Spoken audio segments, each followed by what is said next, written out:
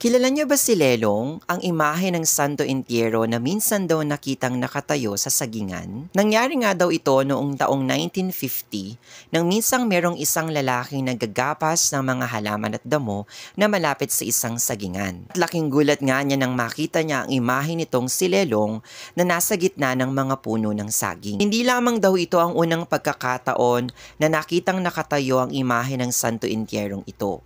Noong taong 1954 naman, ay meron ding daw nakakita kay Lelong na tumatayo mismo doon sa pinakaaltar habang sila ay nananalangin. At noon namang 1959, may nakakita din daw sa kanyang nakatayo sa gilid ng hagdan ng simbahan habang mayroong umaagos na mga langis. At recently nga ay ang napabalitang pagdilat naman daw ng imahin niyang ito. Sa kasalukuyan nga guys, ay nasa pangangalaga siya ng isang pamilya from Santa Cruz, Laguna na under ng Aglipayan Church. Maliban nga guys sa pagtayo ng imahen at pagdilat daw nito ay napakarami pang himala ang nangyayari o nagagawa daw ng imahe ito ni Lelong. Pero lagi niyong isipin guys na ang himala po ay nanggagaling sa atin pong pananampalataya. So yun lang guys, thanks for watching, mag-ingat kayo palagi and God bless you all.